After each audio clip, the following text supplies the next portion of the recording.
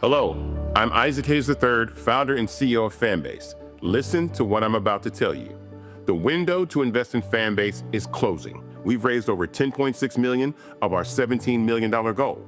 That means there's room for less than 6,370 people to invest in Fanbase for the average amount. The minimum to invest in Fanbase right now is $399. That makes you an owner in Fanbase today. Go to startengine.com/fanbase to invest. Why? Because current social apps have taken advantage of users for far too long, with content suppression, shadow banning, harmful racist content, and no real tools for monetization and equity. Fanbase has over 1.4 million users and counting, allowing anyone to reach all their following and monetize their content from day one. Social media is the new TV, and whoever owns the apps that distribute that content have the opportunity to own potential billion-dollar companies. While big platforms with uncertain futures are failing to serve their users, Fanbase is stepping up to fill the gap. Don't wait until it's too late. Invest now, invest for yourself and your future. Go to startengine.com/fanbase and own the next generation of social media.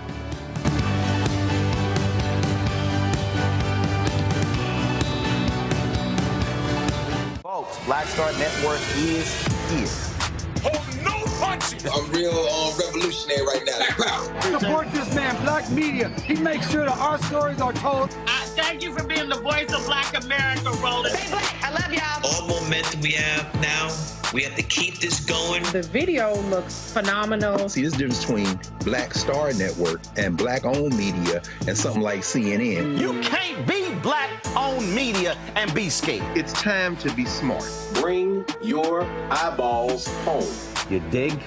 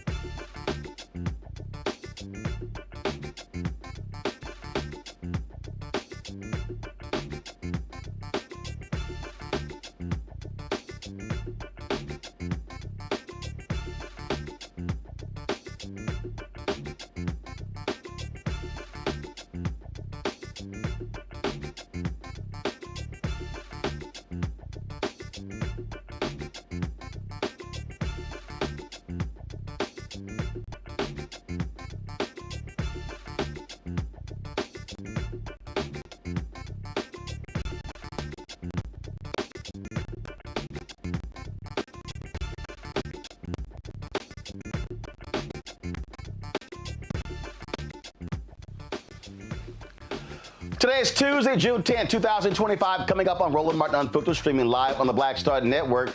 It's going to cost $134 million to send the military to Los Angeles to deal with the unrest there. It shows you how literally stupid this idea is.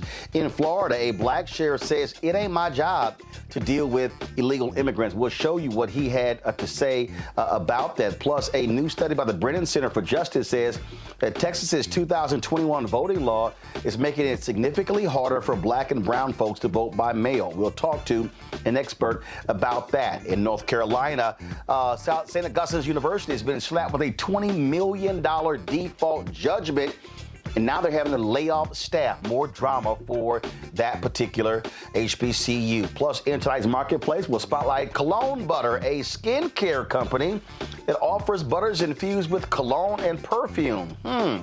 Also, David Oyelowo has a new series on Apple TV+. Plus, we'll show you my conversation with him, where we also talk about his streaming service, Mansa. It's time to bring the funk on Roland Martin Unfiltered on the Black Star Network. Let's go.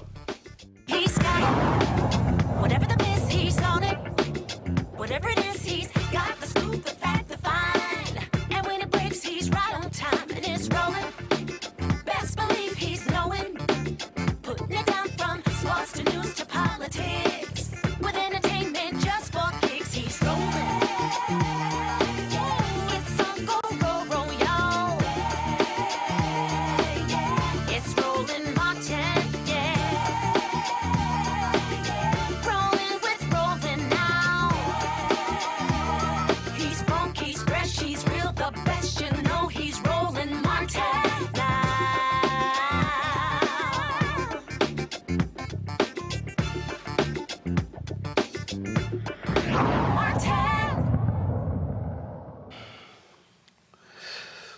Folks, Donald Trump's decision to send military to California is going to cost American taxpayers $134 million.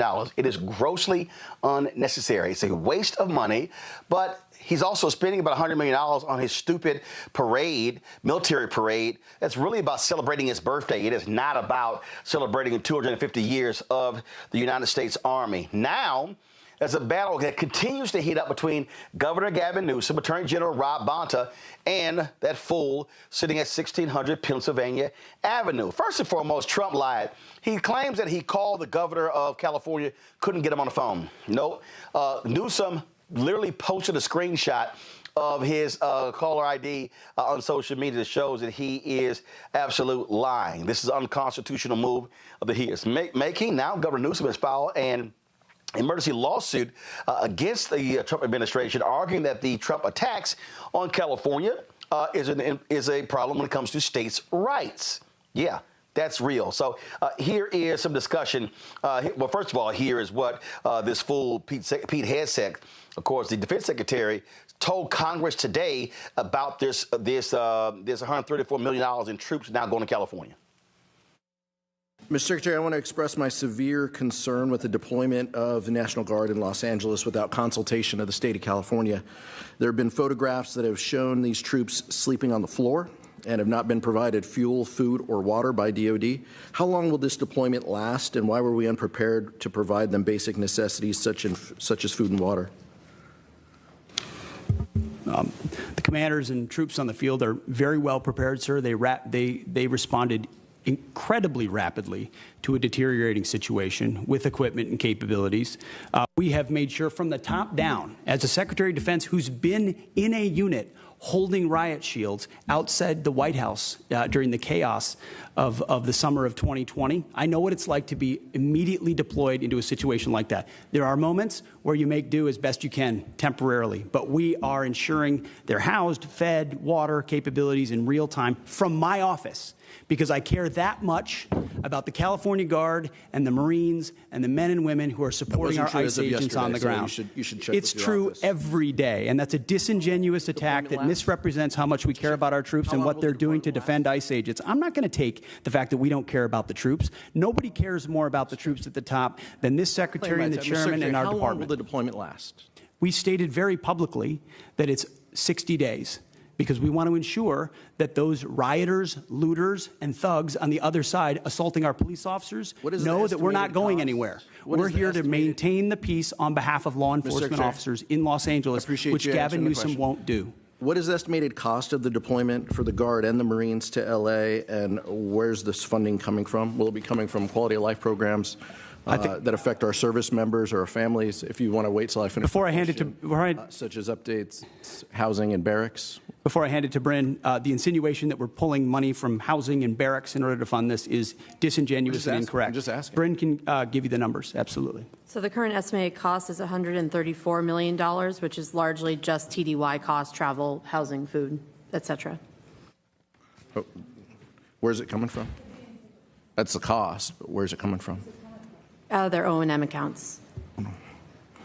With the most recent deployment of the Marines, Mr. Secretary, what's the justification for using the military for civilian law enforcement purposes in L.A.?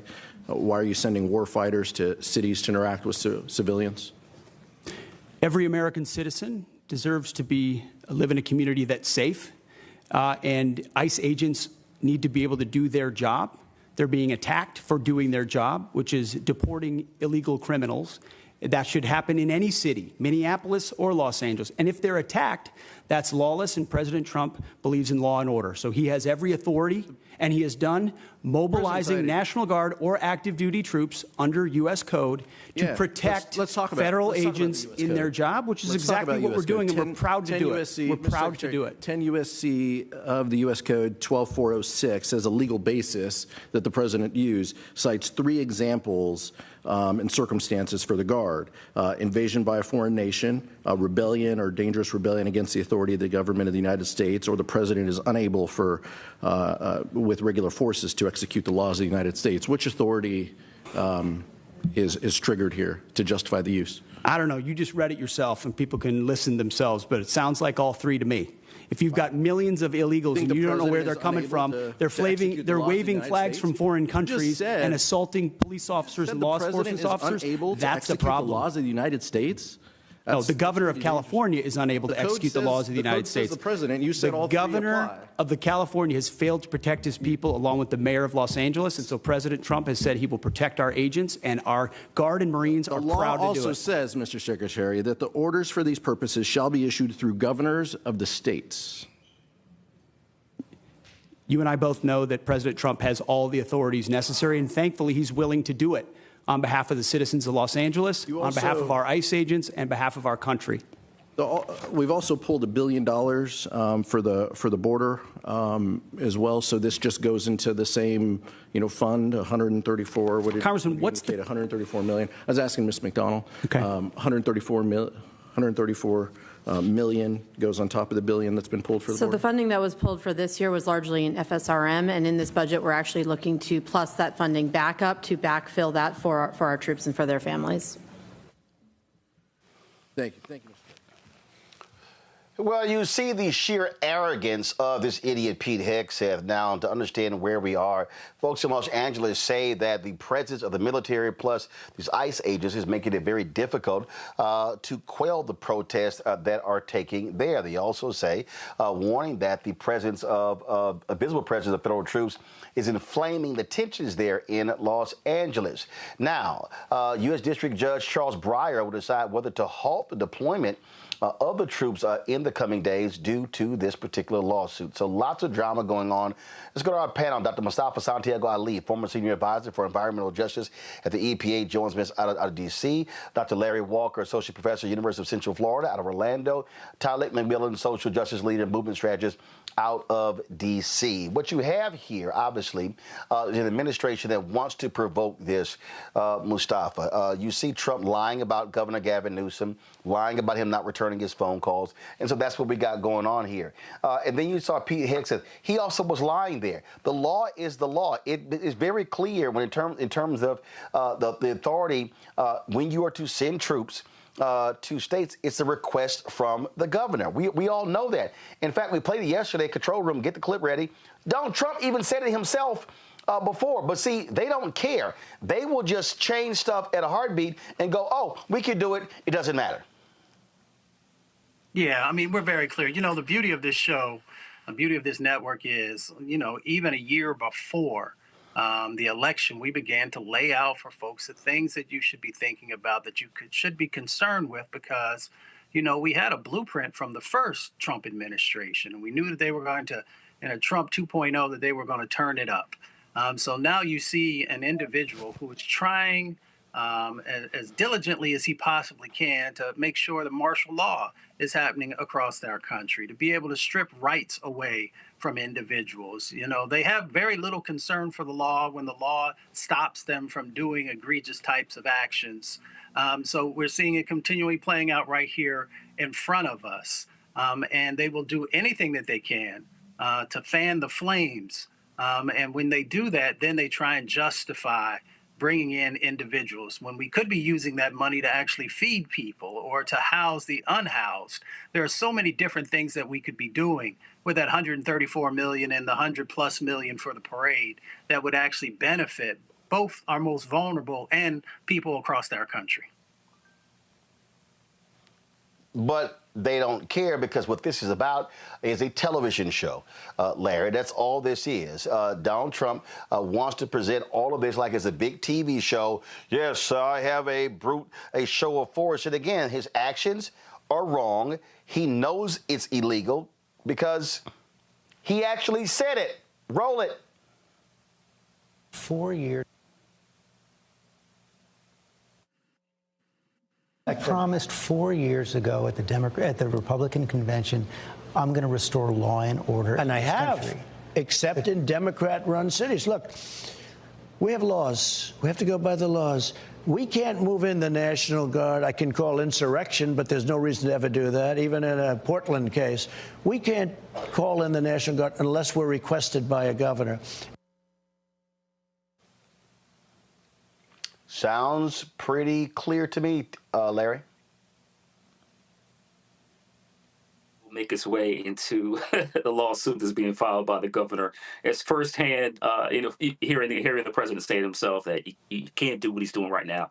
And I think one of the things, Roland, and people watching this understand, we've talked about this for the last several months about Project 2025, and undoubtedly some of the things that were going to happen as relates to ICE and using other agencies to identify individuals they want to remove from the United States.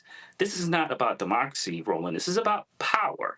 And people have to understand that. And so the only way you can obviously deal with this is protest. And so the president, once again, has said to himself that he shouldn't be able to simply send troops, use the National Guard in California without asking, make sure the governor is signed off on it. I think the other thing is interesting is from a historical perspective, Roland, is that we haven't really seen anything like this in terms of what the governor of a state is asking for and what the president provides since the 1960s as it relates to the civil rights movement. And we know that at that time, Black folks were fighting to be treated like like citizens. So decades later, we're back in the same issue again, but this time it's obviously doing those who are, individuals who have come to this country, many of who are law-abiding and seeking for a better life. But once again, understand this is about power. This is not about democracy. The other challenge with this, Roland, is this will escalate, whether it's California or LA or another, state or city. This will escalate into eventually one person or individuals will be harmed. This is going to be on TV. And then the question is, How do people in those communities and throughout the nation respond when they see violence like we've seen numerous times in escalation in terms of interactions with law enforcement throughout the last several years? What will be the response when someone gets hurt and is filmed on live television?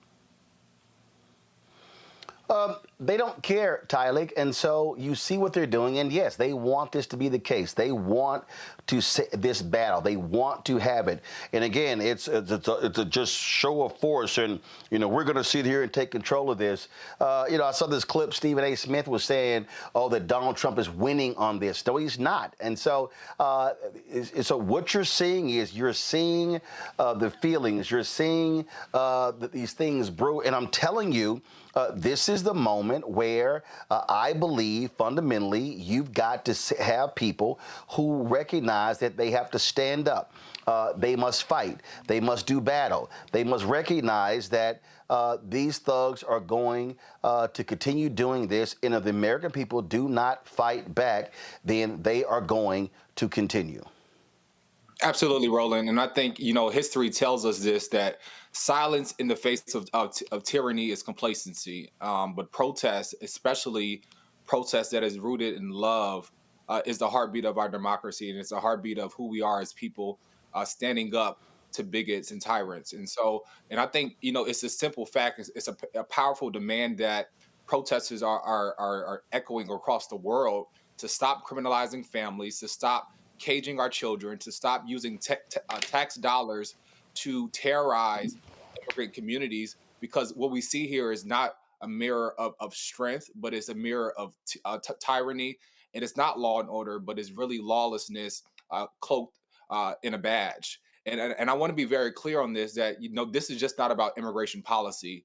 It's more about the right to dissent. It's about the right to gather, the right to raise our voices, the right to speak up, and without being brutalized or terrorized or labeled a domestic terrorist.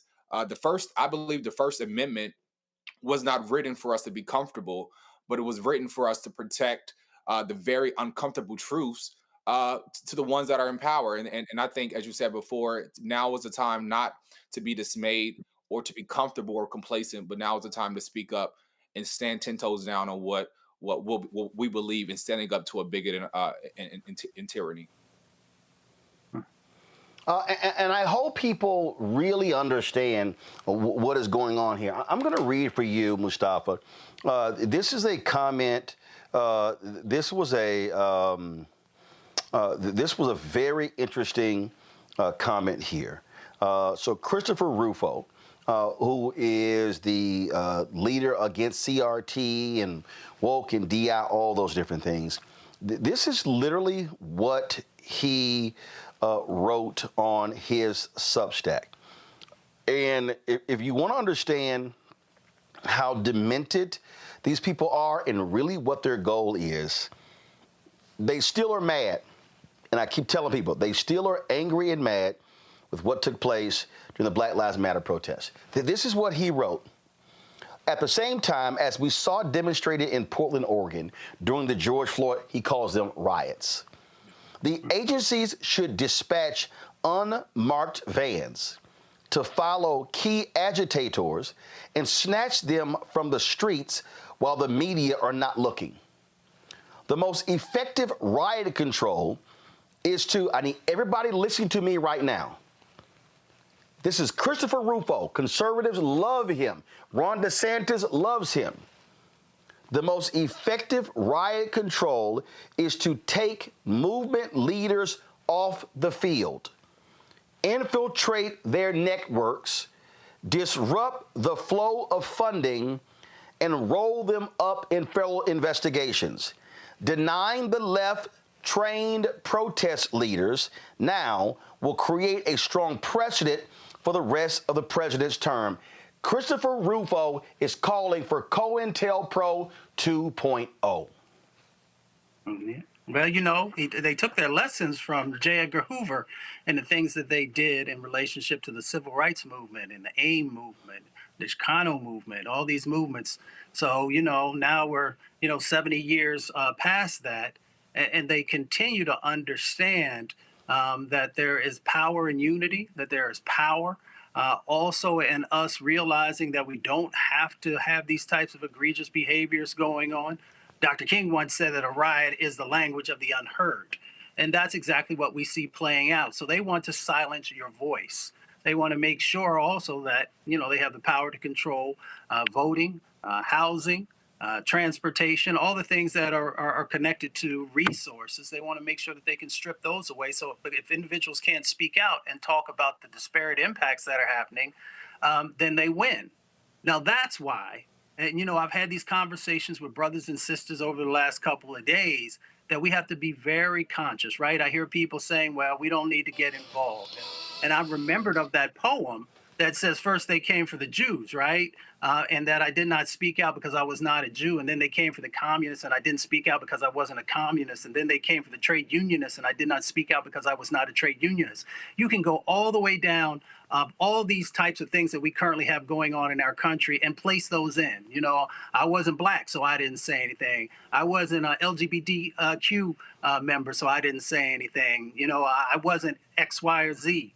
So we have to understand this game that is being played, right? And the game has been well thought out. They have learned lessons from the past, and they understand how to strip your rights away. And that's what they are trying to play out right here on your screen. They said that the revolution will not be televised. Well, we're seeing right before our eyes how mothers are being taken from their children, and how grandmothers are being caught up in this, and so many other folks. So yes, I understand that we have to take care of our community. I completely understand that. But we also have some responsibility to make sure that we're also living up to what Malcolm said. Malcolm once said, wrong is wrong no matter who does it or says it.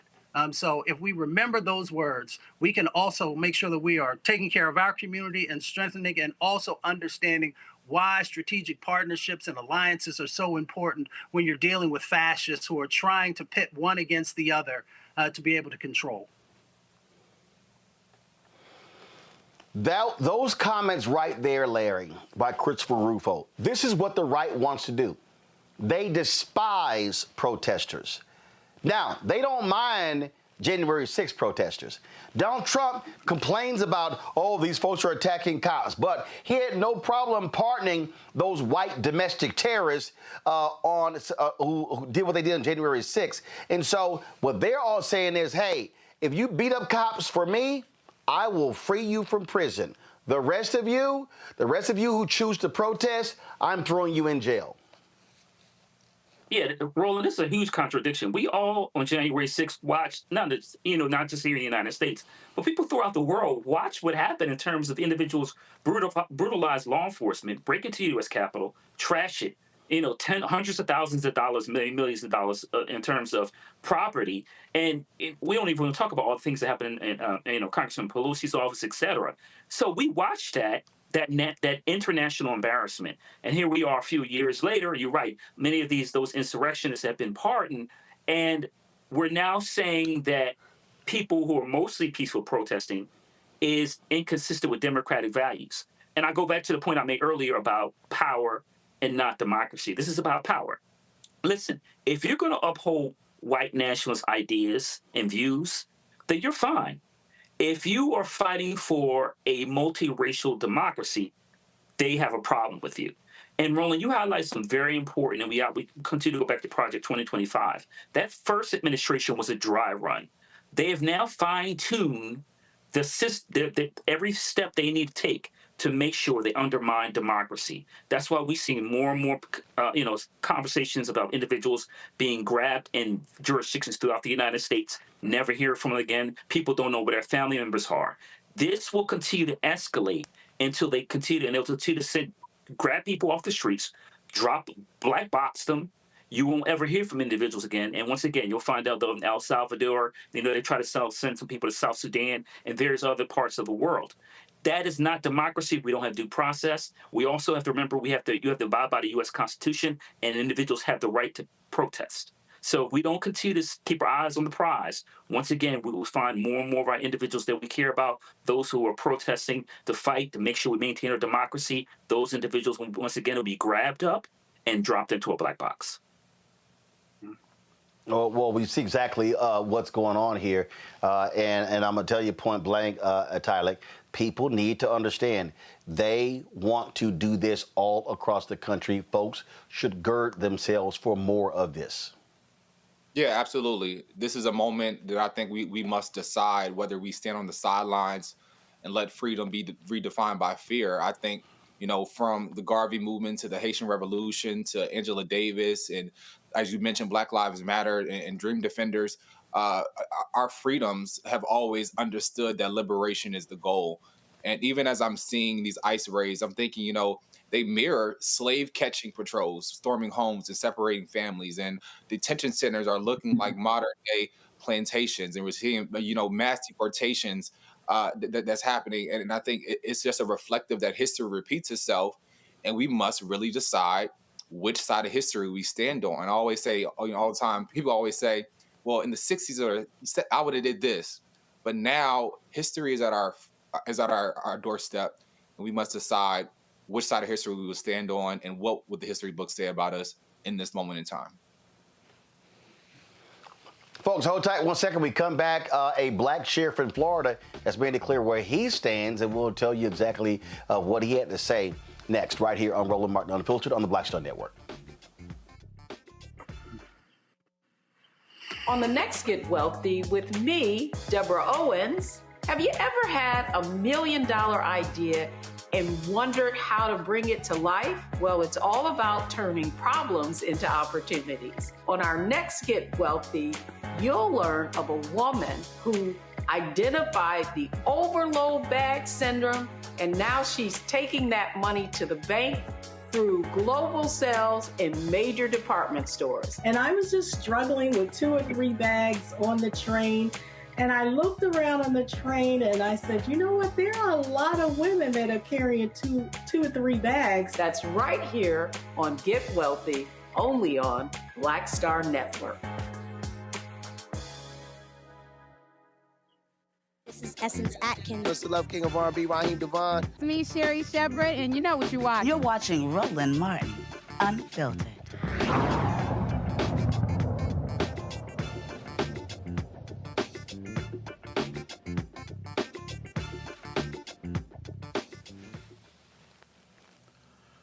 A black Florida sheriff and the state attorney general are at odds on the issue of arresting immigrants. Attorney General James Oldheimer sent a letter to Broward County Sheriff Gregory Toney following the sheriff's comments about not prioritizing the arrest of immigrants during a commission meeting last week. Check this out. Some of the things that other sheriffs in this state has participated in increasing availability of manpower to execute some of these responsibilities that fall under immigrations, we are not. There has been a submittal of requests. The governor wanted to see all sheriffs participate in this one program, 287G, which was related to the inmate processing components, and we've always been in compliance with that. Then there was a pivot point to have deputies participate in 287G task force, whereas now it's the law enforcement apparatus that is out in the field and increasing the operational tempo for customs, meaning 20 deputies are assigned, let's say in Sarasota, to this particular task force. And those deputies are now basically operating under the will, or so, the partnership of immigration. I've dedicated the 2 people that's always been there. I've not increased that. We have other priorities in this community that I'm focused on, and immigration is not one of them. Not to dismiss the importance of that, but we have had case after case just a few months ago to speak about why it's important for us as law enforcement practitioners to focus on the criminal components, not administrative components when it comes to immigration. I don't care what country you're from. If you commit a crime in this country or commit a crime in this county, I'm coming for you. But what I refuse to do is take this notion that we need to be knocking on doors or arresting children or going into daycare centers or restaurants and taking and snatching people off these streets who have been paying taxes and contributing to this society in some positive form, regardless if they're a U.S. citizen or not. It's not within our purview. It's not within our responsibility, and I won't participate in it. This is something that has alarmed this community repeatedly, and I've been crystal clear, and I have not wavered in my stance in the last 6 years, and I won't. The Youth Miles letter orders Tony to comply with the efforts of the Immigration and Customs Enforcement. Larry, your thoughts? Yeah, Roland, it's a lot going on down here in the state of Florida. And so, a lot of the sheriffs down here gleefully signed on to get involved in a lot of these ICE raids. And if you listen to what the sheriff said, what he had to say is completely reasonable. We also have to highlight that he as sheriff, he also serves a very diverse immigrant population. So and we're talking about individuals who voted for him. So this back and forth between, the AG, the state AG, and the sheriff is really based on the fact that he is not as gung-ho as some of the other sheriffs down here in the state. But once again, his point is practical. He's saying if you're a criminal, then we'll come after you. But what he's also saying is they're not going to be kicking doors into homes of individuals who haven't committed a crime. Once again, to quote him, that pay taxes. And Roland, this also relates to, he points to education. We're increasingly seeing ICE agents go to public schools, elementary schools in some cases, seeking to talk to young people. So his point is that we're not going to look for law-abiding individuals, and we're certainly not going to be kicking in the door to elementary, middle, or high schools to snatch kids out of school. And then, like I said, I use the term black box in terms of the last segment. But he's just saying, what he's saying is practical. If you break the law, I'm coming after you. Otherwise, if you live in a community, you're being productive, I'm not going to bother you. But down here, that is not enough. Once again, I made the point about power. They want a far more, stronger commitment from sheriffs throughout the state to make sure that if you're a child or a woman who has, taken care of small children or a father, that they don't care. If they grab you, that's it. They'll send you to Louisiana or some far country. But the bottom line is what the sheriff said is it's not radical, but in the state of Florida, it is. What we're seeing, Tydick, again, we know in this state, we saw when Ron DeSantis removed three DAs, if you will, because they said of what they were not going to prosecute. This is what these folks do. And I wouldn't be shocked if they try to move on this duly elected black sheriff. Absolutely. And I think even as you just pointed out, sheriffs are elected by the people. They're not appointed by the government. And when communities, especially communities of color, organize and demand that their local law enforcement, protect them rather than tear them apart, as an elected official, I think the sheriff has a duty to listen. I don't think it's about politics, but it's really about prioritizing their community safety. And as mentioned before, if they're not doing anything that causes harm to the community, then they should be left alone. And I think even understanding the track record of ICE in itself, having the long track record of abuse, of racial profiling, of violating people's civil rights, especially in a community of black and brown folks where distress is already a major issue. And I think the sheriff saying no to ICE is honestly saying yes to the due process and dignity of public safety. And I think it's commendable, and I wish more local officials would heed to the concerns and the voices of the folks in their community. But here's the deal, Mustafa. They don't give a damn about people who are duly elected, and they don't care if they have their own opinions. They want to tell them what to do. That's what Ron DeSantis does. That's what his attorney general is doing. So they don't care that this sheriff has made his own decision as to how he is going to run his office, which is what he was elected to do. Exactly, and he's doing the right thing. We all know that many law enforcement have limited income, so that means that you have to prioritize. So then you should take a look and ask the question, where is the crime happening, so that we can deploy the needed individuals to be able to address that. So there are numerous studies that are out there that show that folks who are undocumented do significantly less crime than those who are documented or those who are citizens here in this country. So based upon that premise, which is rooted in fact, then Ron DeSantis should be great. Should be very, very thankful that you have a sheriff who's willing to stand up and say, wherever crime is, I'm going to deal with it, but I'm not going to take resources away from the areas that I'm trying to serve and protect. Indeed, indeed. All right, folks, let's talk about the craziness out of D.C. Anti-vaccine advocate, Health Secretary Robert F. Kennedy Jr. has fired all 17 members of the Federal Advisory Committee that guides the Centers for Disease Control and Prevention on immunization practices. Kennedy justified the move by accusing the committee of being, quote, plagued with persistent conflicts of interest, unquote, and claimed it had become little more than a rubber stamp for any vaccine. The panel, known as the CDC's Advisory Committee on Immunization Practices, is responsible for reviewing, evaluating, and making public recommendations on vaccination protocols. ACIP was scheduled to meet later this month to evaluate this year's COVID-19 vaccines, but we won't know what happens next because he's fired them. This is absolutely par for the course. They don't care about experts. Kennedy thinks he is one. He absolutely is not one. He is not a doctor. He is not a scientist. He's a conspiracy theorist, Tyler.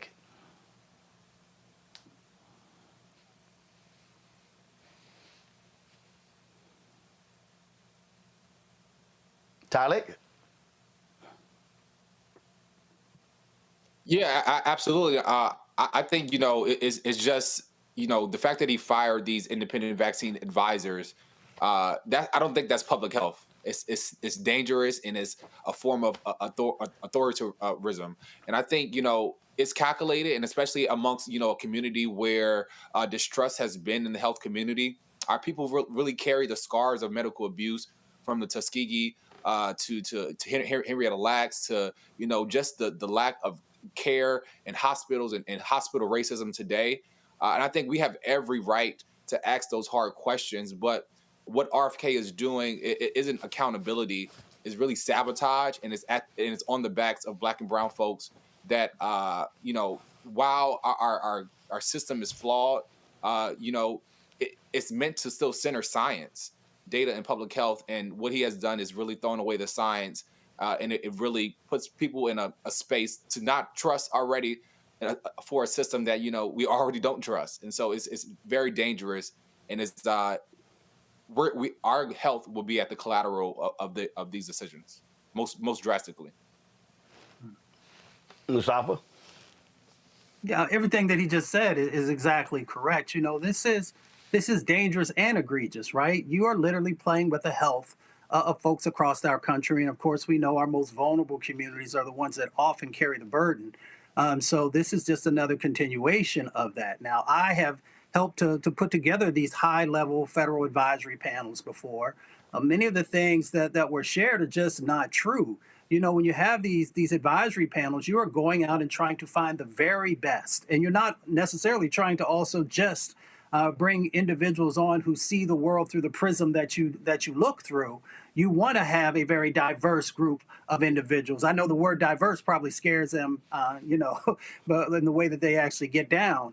But when you have these advisory panels, they provide that advice and recommendation, whether it is to an administrator or to a secretary, about the things that they should be considering. They write in-depth reports, and they walk through some of the most critical issues that our country is facing. So for them to just fire everybody and then try and go out and get individuals who are going to be a part of that same group think, because these are the individuals that actually are not interested in diversity of thought. These are the individuals who are not interested in actually taking a hard look at subjects. They just want folks to join who will say what they need to say. And the answer to that is yes. So we need to be very mindful of what is currently going on, and both the short-term and long-term impacts of not having the right individuals with medical background, as you said, with public health background, and what are the other categories that they may have who are helping to keep our country safer. Larry? Roland, when they confirmed, Kennedy to HHS, it for me, it reminded me of letting the fox in the hen house. The United States leads the world in terms of, where we talk about institutes or college universities in terms of research as it relates to public health. He's dismantling all that. And so, getting rid of this advisory committee is going to disproportionately hurt Black and brown people. And particularly, like I said, you can see this coming a mile away. We already know he's an anti-vaxxer. And on top of that, let's remind folks, we're just a few years out from a pandemic. This is not the time to have someone like this in charge of our public health apparatus, particularly, like I said, the challenges that the world has faced just a few years ago. But he's been confirmed, and now we're seeing the repercussions of that. Once again, someone who doesn't believe in science, who tries to drink, unpasteurized milk, take nosedives into polluted waters, should not be in charge of what happens in everyday lives of individuals as it relates to dealing with diseases and vaccines.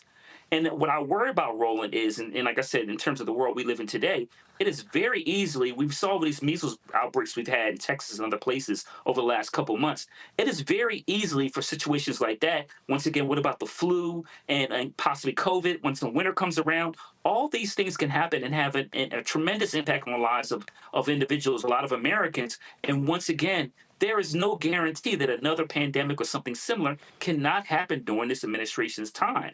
So having Kennedy in charge, and once again, he's trying to dismantle all the scientific knowledge that's been built over decades, is going to be challenging for this country, and it's going to contribute to problems not just for this generation, but generations ahead in the future. All right, folks, hold tight 1 second. I got to go to break. We come back more on the show. We'll talk about the drama, the troubles at St. Augustine's University. They continue to face significant financial headwinds. Also, our marketplace segment, we talk about the new product that is available on shopblackstarnetwork.com. That is next. But first, if you want to support the work that we do, join our Bring the Funk fan club. Your dollars are critically important for our success. Of course, you're watching one of the top 100 podcasts on YouTube's weekly chart. We started out 78, now moved to 67. Then, of course, guess what? Then 67. Then 78, 67, then to 46. And so we keep making the jump. If you want to support the work that we do, join our Bring the Funk fan club. So you're checking money, or you're going to use Cash App, use the Stripe QR code. Stripe QR code for Cash App, also for credit cards. If you want to send a check and money order, P.O. Box 57196, Washington, D.C., 2003 7-0196. Now, be sure to make it out to Roland Martin Unfiltered. Roland Martin Unfiltered. PayPal's R Martin Unfiltered. Venmo RM Unfiltered. Zelle Roland at RolandSMartin.com. Roland at RolandMartinUnfiltered.com. We'll be right back. This week on The Other Side of Change. We are here talking about the unfortunate case of 30-year-old Adriana Smith, who was diagnosed and pronounced as brain dead at 9 weeks pregnant and is being kept alive by the state to carry this pregnancy out to full term without any input from her family. It's a really harrowing example of the lack of bodily autonomy we have in a post-war world, and we're going to dream bigger. Join us on The Other Side of Change, only on the Black Star Network. Next on the Black Table with me, Greg Carr. An hour of living history with Dr. Richard Mariba Kelsey, thinker, builder, author, and one of the most important and impactful elders in the African American community. He reflects on his full and rich life and shares his incomparable wisdom about our past, present, and future. African genius is saying that my uncle was a genius, my brother was a genius, my neighbor was a genius. I think we ought to drill that in ourselves and move ahead rather than believing that I got it. That's next on the Black Table, here on the Black Star Network. Hey, it's John Murray, the executive producer of the new Sherry Shepherd Talk Show. This is your boy, Earthquake. And you're tuned in to Roland Martin Unfiltered.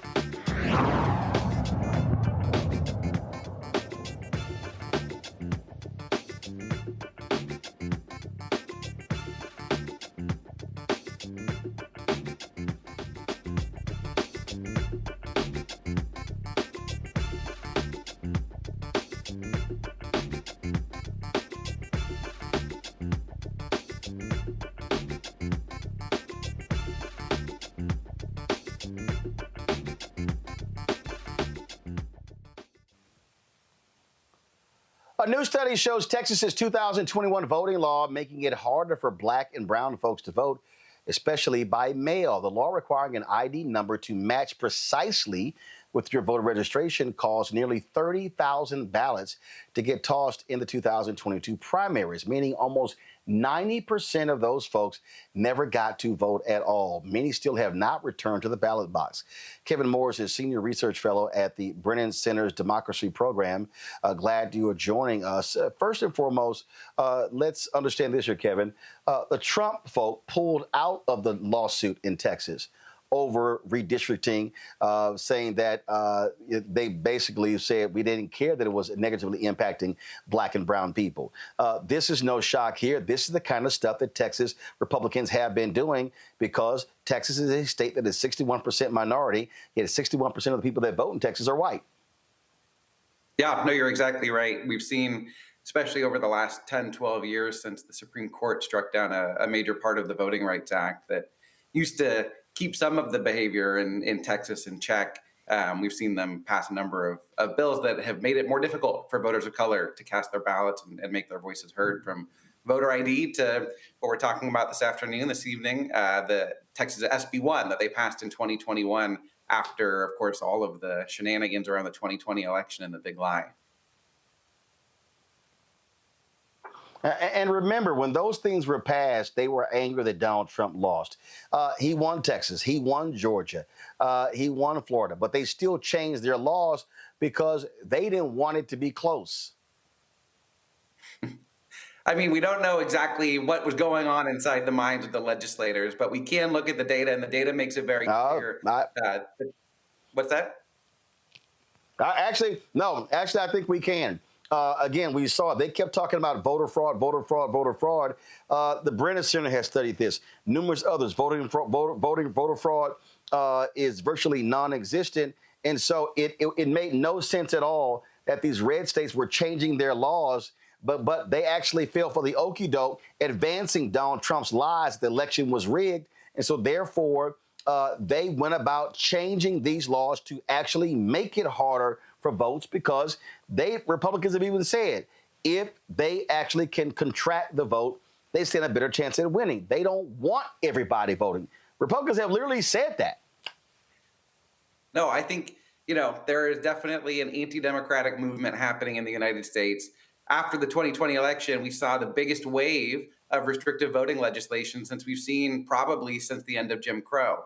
I'm sorry, since the end of Reconstruction in the 1800s. So there is something going on, and we absolutely know. We know the effects of these laws is that they make it more difficult for voters of color to make their voices heard. You were talking about the maps in Texas. Some of these maps have made it more difficult for the votes that are cast to be translated into political power, because they've been racially gerrymandered and kind of locked out of political power in some places. And a number of these have been struck down by the courts. And you're exactly right. Watching the Department of Justice walk away from some of these cases that were being brought over the last few years, it's extraordinarily troubling. Yeah, and so when you look at this vote in Texas, and again, we know how these other states, when these large states move, they follow. And so the problem is when they pass these laws, they're now enshrined into law, and it really is creating problems. And so what have people go, oh, I don't understand what the big problem is with a voter ID. The issue is not even a voter ID. It's all the things that they put in place that go along with the voter ID to actually drive people away and because they want to frustrate folks to make it hard to vote. They don't want to make it easier. That's exactly right. We always say it's kind of like a death by 1,000 cuts, right? Because you can show up and you can have your ballot thrown out, was the case in Texas SB1 in one election. And what we find is that people don't come right back to the ballot box. They don't even necessarily try to vote. Some of them are going to walk away from the democratic process because they're going to say, I tried before. It didn't work very well. Why am I going to waste my time doing it again? So it's kind of understanding the life cycle of these restrictive voting policies and how they can shape behavior for years and years, even after maybe some voters have figured out how to make sure that their application to vote by mail or their mail ballot isn't going to get rejected. You're exactly right about that. Questions from the panel. Mustafa, you first.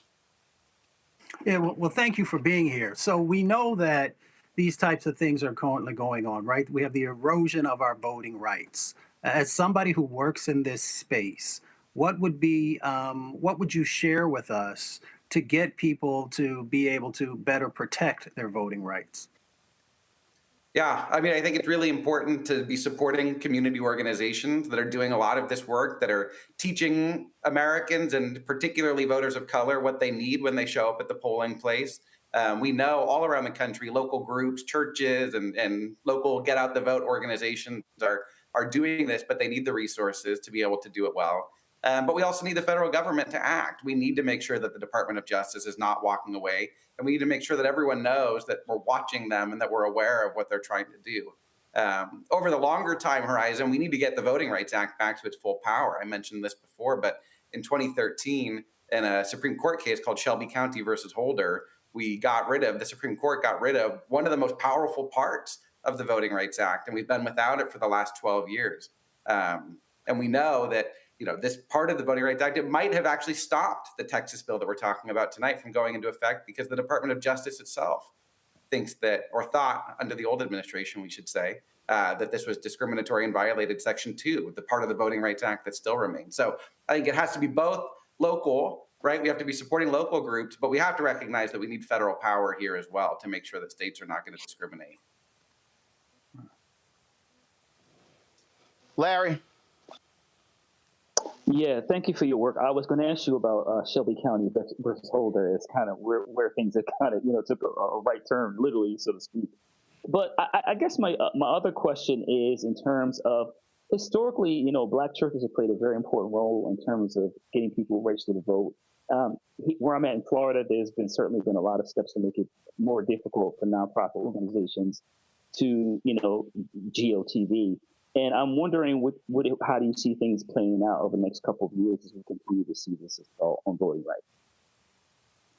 Yeah, we're watching. There are a couple of Supreme Court cases that are going to come out later this summer about redistricting and racial gerrymandering. I will admit it is a little bit difficult to be optimistic about things right now, but I do, we're seeing some states pass state voting rights act, Virginia, New York, Connecticut. We've seen some states say, the federal government's not going to introduce pre-clearance and make sure that laws are not going to be discriminatory before they go into effect, that we're going to take it into our own hands. So we are seeing some action on that front, which is encouraging. Some of the states that are maybe the worst actors are not necessarily going to be policing their own behavior. But I think, what comes out of the court's decisions this summer around redistricting are going to be important. Alabama passed a congressional map last year that the federal court called discriminatory against Black voters, and they just appealed it to the Supreme Court last week. So we'll see if that moves forward. But there's a lot of question marks right now, definitely. Tyler. Yes, thank you again for your work as well. I think we want to call it what it is. Texas is not restricting votes to protect democracy. They're doing it to protect power. And I think the latest findings prove what we already know to be true, that this is a modern day literacy test. And, and coming from someone that's like, for young people, especially first time voters and students, with those who without driver's license, this is targeted and strategic. What does your research show the drastic impact that this will have on first time and young voters? Yeah, so the paper that we published last week, Texas has never been easy to vote by mail. So for the most part in Texas, you got to be 65 or older to cast a mail ballot. They didn't change that during COVID. They haven't changed that in a long time. So this study was actually more focused on older voters. And these are voters that have voted time after time after time. 85% of them voted in the 2016 and 18 and 2020 election. And these people had these big turnout effects, and they had their ballots rejected, right? So we know that if these people with a super strong habit of voting, if these people that have been doing this for a long time, if they're having their ballots rejected, their ballots thrown out, then that's a big problem, because then these effects are likely to be other parts of the law that we didn't study in this particular study. If they're having these effects on habituated voters, they're going to be having big effects on other voters as well. So this is we think maybe the tip of the iceberg, so to speak, in terms of how this whole regime of restrictive voting laws, both in Texas and elsewhere, are shaping political behavior for years. And we know, I should add, we know that voters for whom there isn't that habit of voting, it's more likely that they're going to drop out and not come back. So, yeah. All right, Kevin, we surely appreciate Thanks a bunch. Keep up the good work. Great. Thanks so much for having me on. Thank you. Folks, let's now talk about the drama taking place at St. Augustine's University. The financial troubles continue, folks. A Wake County judge has ordered the HBCU to pay more than $20 million to SBA Connect after the school failed to defend itself in court. How stupid is that? If you are St. Augustine's, you should be firing your law firm. You should be firing the people who oversee the law firm. Everybody in the world knows you don't get sued and not respond. Now, this is on top of lawsuits from other vendors, such as Avaria and United Healthcare, seeking millions of dollars in unpaid bills. Alumni are furious, blaming years of mismanagement and poor board oversight. Enrollment has dropped significantly. Staff has been cut, and the university is still reeling from the loss of its accreditation in March. They are $32 million in debt. They have tax liens, failed rescue plans, pressures mounting ahead of a key arbitration hearing scheduled for June 26, and we're getting reports that SAU has laid off their remaining staff. As usual, we reach out to the university to get a comment, but our email went unanswered. We've been trying to get the interim president, Marcus Burgess, and the Board of Trustees chair, Brian Boulware, on this show since March. They have consistently declined every single invitation. Maybe they're not responding to our requests because they fired the communications people. I don't know. But this shows you the sheer catastrophe that is taking place at North Carolina University. And again, leadership should be ashamed of themselves for allowing this. You don't even respond to a lawsuit, and now you got to pony up $20 million. I swear, I get the sense there are some people who just want this university to absolutely die. I wonder if that's the plan.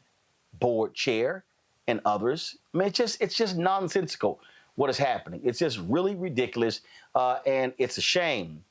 It's a shame that we're having to watch this thing unfold and endure. Also, another story that came out today, Fisk University announced that they are ending their gymnastics program. Remember, they got lots of attention. It was being hailed as a major thing when Fisk announced the launch of their gymnastics team, becoming the first HBCU to have a gymnastics program. Well, the problem is that, first of all, Fisk University say at the conclusion of the 2025-2026 academic year, that's when they will end the program. They cite recruitment challenges, scheduling disadvantages.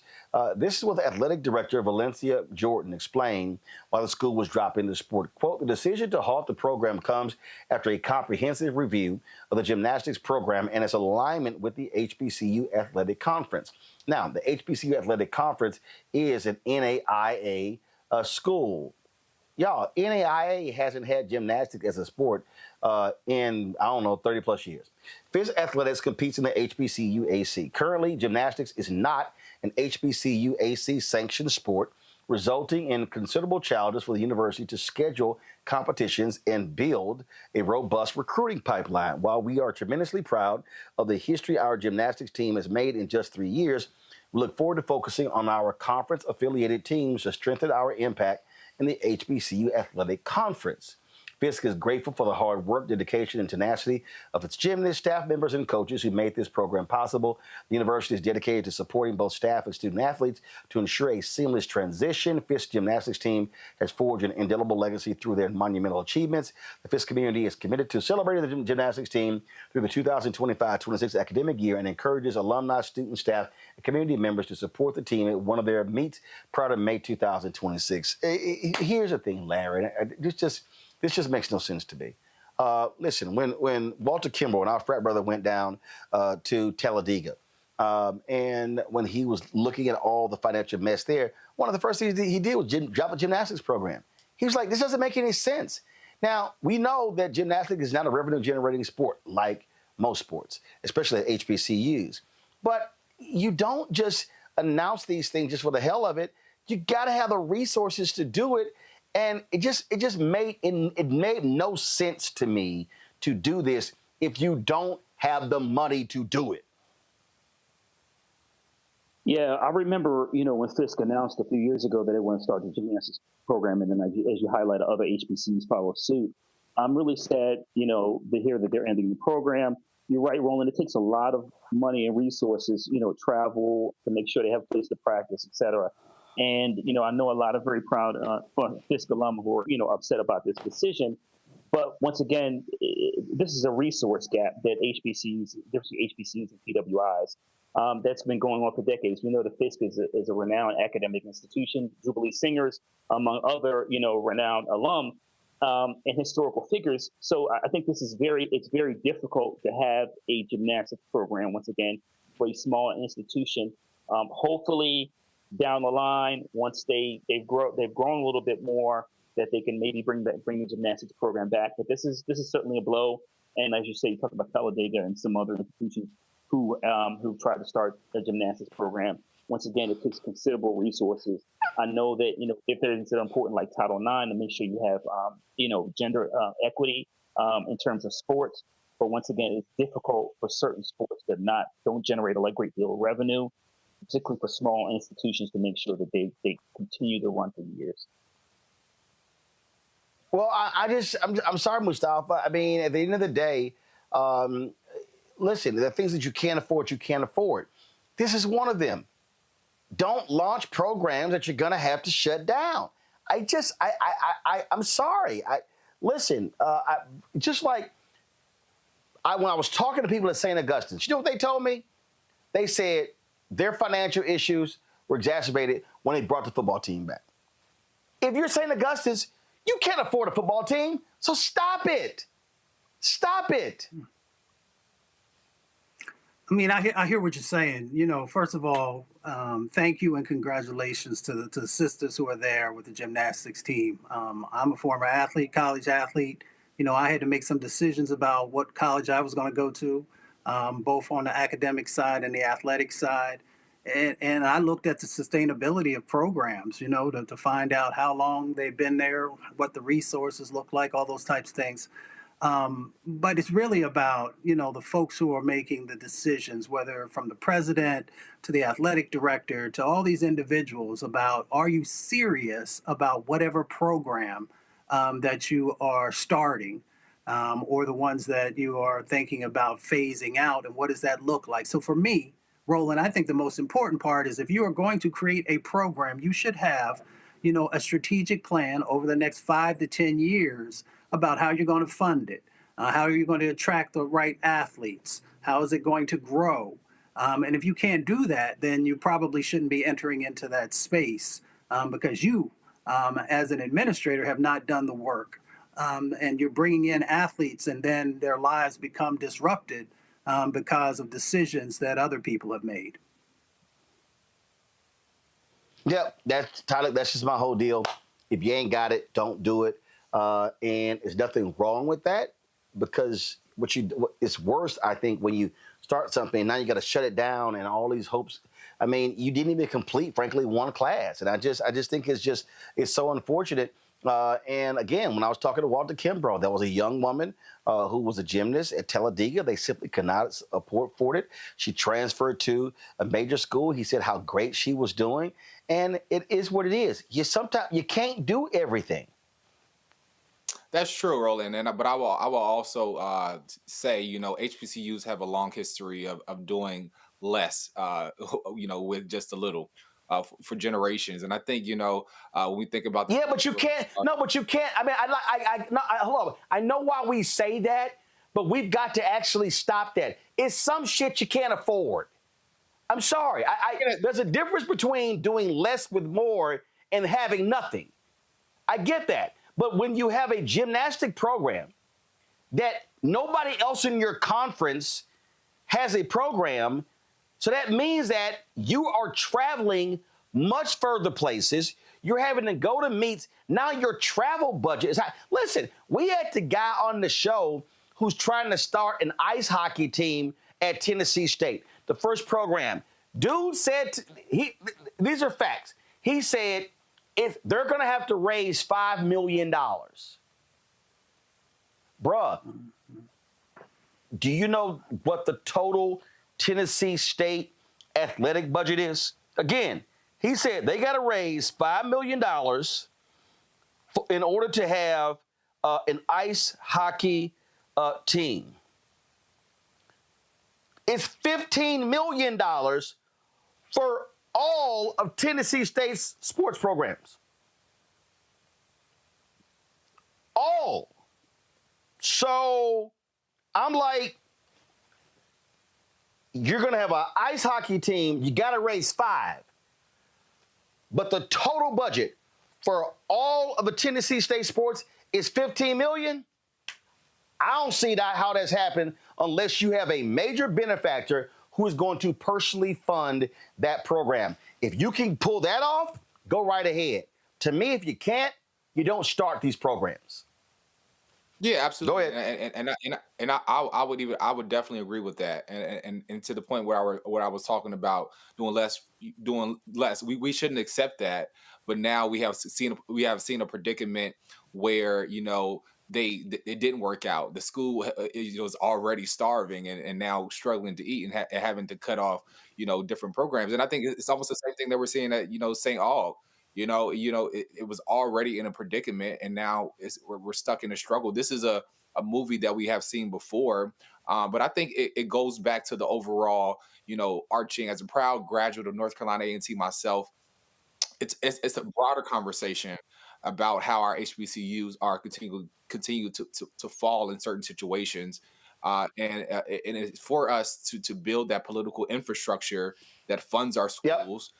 That doesn't abandon our schools politically, and how we must, you know, create an incubator where our endowments are matching at levels to be able to support programs for our students to be able to do gymnastics and ice hockey and all these other sports that a lot of these other schools are getting.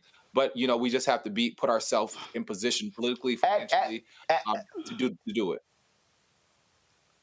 No, but actually they're not, because a lot of the programs, they know what they also can and cannot afford. I'm just being straight up. It's just tomorrow. It's just sometimes you got to say, you know what? We can't afford that program, so we're not even going to launch it. Folks, hold tight 1 second. We come back. Time for our Shop Black Star Network Marketplace segment. You're watching Roland Martin Unfiltered on the Black Star Network.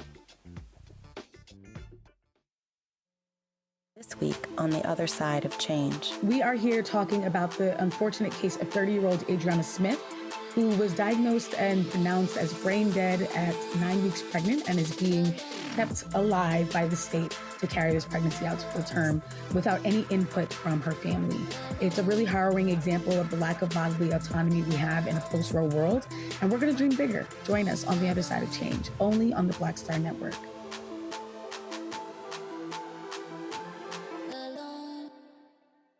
Carl Payne pretending to be Roland Martin. Holla! You ain't got to wear black and gold every damn place, okay? Ooh, I'm an alpha, yay. All right, you're 58 years old. It's over. And you are now watching Roland Martin Unfiltered. Uncut, unplugged, and undamn believable.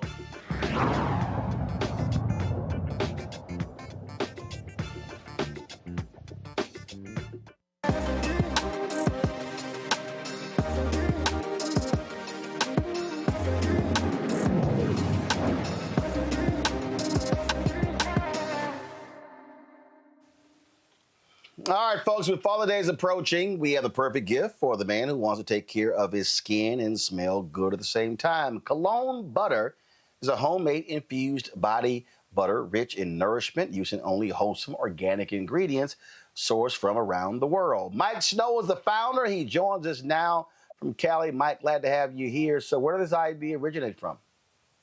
Thank you. Thank you for having me. So I just love body butters. I get really ashy. So a lot of body butters on the market. You know, they smell like strawberries or mango. And I just don't want to smell like that. So I started mixing in my colognes into just no scented body butters. And I like really peculiar, interesting, unique scents. And people always ask me, what am I wearing? So I said, let me come up with my own formulas, mix it in some body butters, and put it on the market to see if it sells. And I take it it's been selling.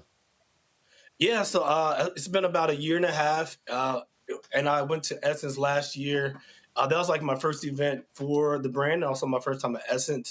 And I sold out pretty much the first day. And I said, I think I'm on to something.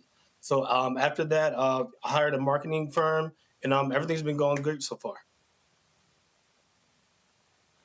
Well, I think one of the things that jumps out at me, I mean, first of all, you're right. I mean, when you're shopping, mango, kiwi, it's like, y'all got anything else different?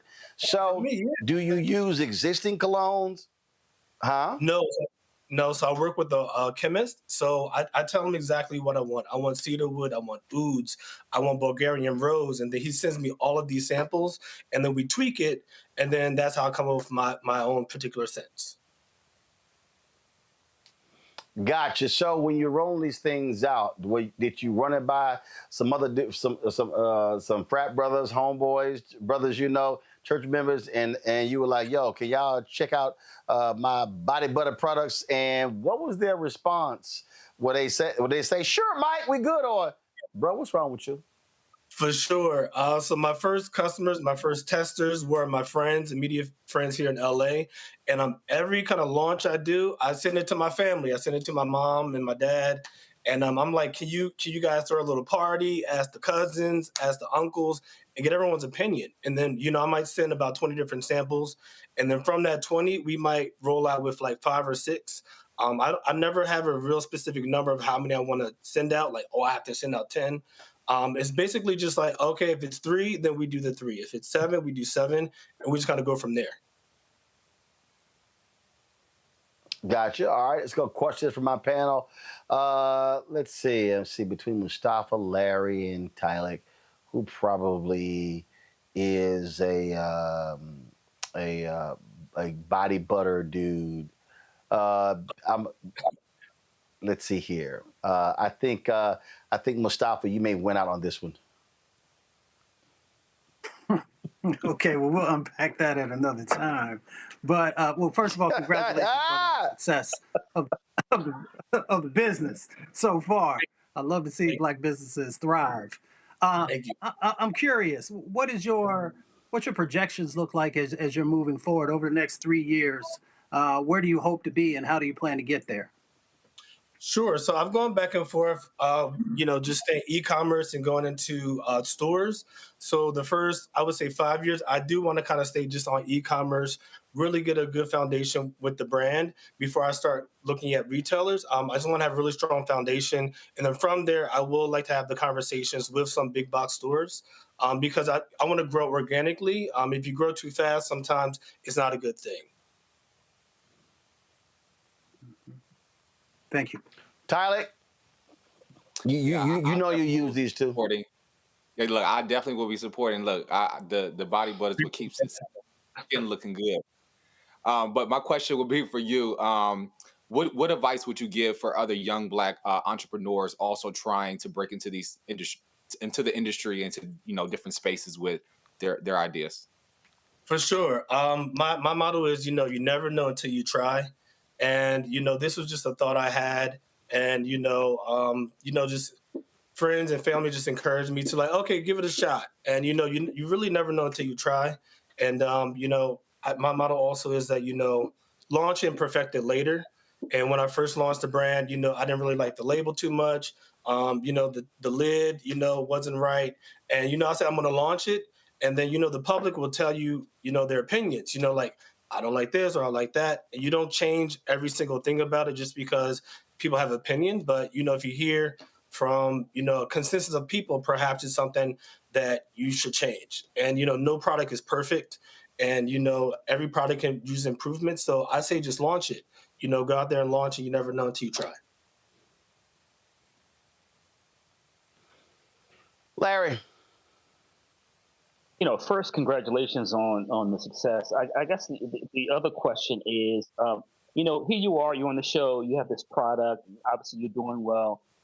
Can you talk with people who are watching who maybe want to be entrepreneurs? Can you just talk about maybe some of your background that kind of led you to where you are today? A lot of times we see people and you've established a business and you're doing well, but talk a little bit more about your journey to where you are today, how you got to where you are today. Sure. So I graduated from Howard University, majored in finance.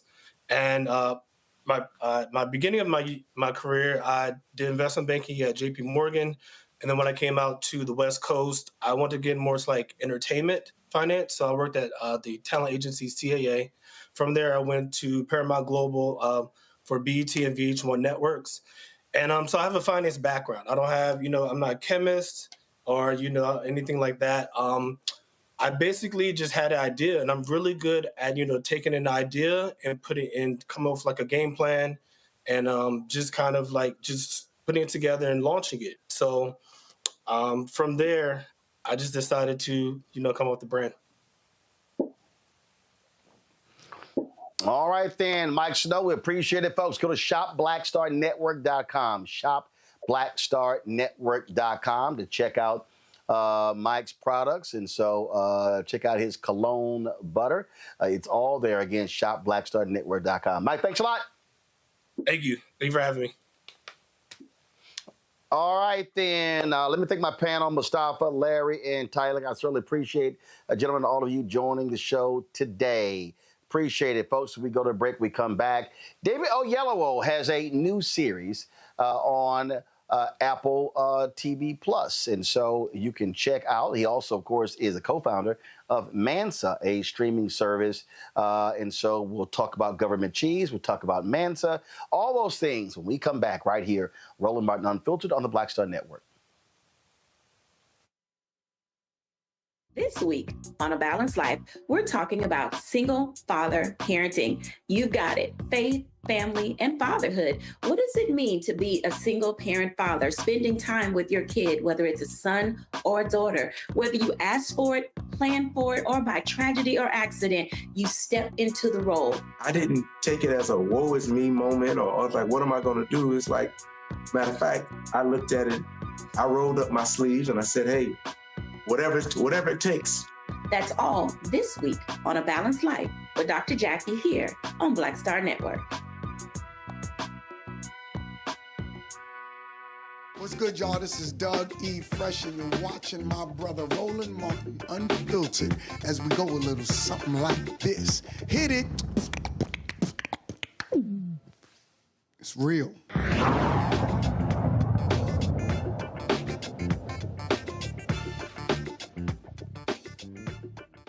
David, glad to see you. Hope all is well in your world.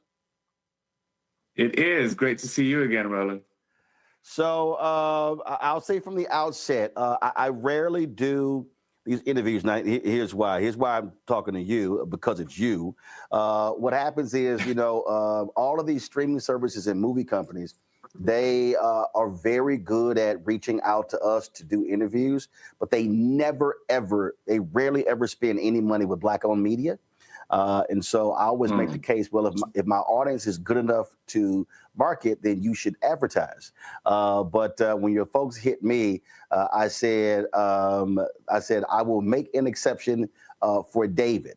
And so that's why we are doing this here, because it's you. So I make that clear because we talk about opportunities for actors in front of the camera, behind the camera. We talk about people who do these deals, diversity deals, and whatever. Where they talk about equity, but I also make it clear that it's also equity when it comes to Black-owned media, and we're all in this fight together. That is correct. And as you know, that is a fight that we are trying to fight in a very tangible, meaningful way with our streaming platform, Mansa. Myself and Nate Parker obviously co-founded that platform. So everything you're saying resonates with me acutely. The other side of the story, though, is that so often, if we will use the phrase mainstream media, when it comes to our shows that feature us prominently, also there is a tendency not to focus on outlets that speak to our communities directly, because there's just an oversight. There is it's I guess if it's not for them, then they don't think of it as something that is for others as well. So, you know, it's two sides of the coin. We need you, Roland, to get to our people. Yeah, and the reality is, but they don't mind those black eyeballs watching these shows. Before I talk about government cheese, you mentioned Mansa and know it very well. Talk to Nate all the time. How is that going? How has it been building that, and what is it looking like? It's going well. You know, at the moment, as a Black-owned streaming platform, as a Black-owned media company, as a Black-owned anything, to be perfectly frank, at the moment, to still be here is a victory in and of itself, considering all the performative promises that were made to support what we're trying to build that have all not surprisingly evaporated. And as we can see that with what's happening culturally, politically, educationally, us being able to disseminate information to our communities is something that other political factions deem intimidating, dangerous, fear-inducing, and so there's real energy around cutting those cords and disenfranchising us further, in my opinion. So the fact that we are here, the fact that we are building, the fact that we are evolving, the fact that we are growing is a testament to our tenacity and the engagement of our audience. Oh, absolutely. And when you talk about creating a space of opportunity, and we also understand Black consumers are hugely important. Tubi has blown up because they targeted Black content creators because they wanted that Black audience. You can go all the way back when Fox was created. They built that on In Living Color, Rock, Black shows like that. We could talk about the CW.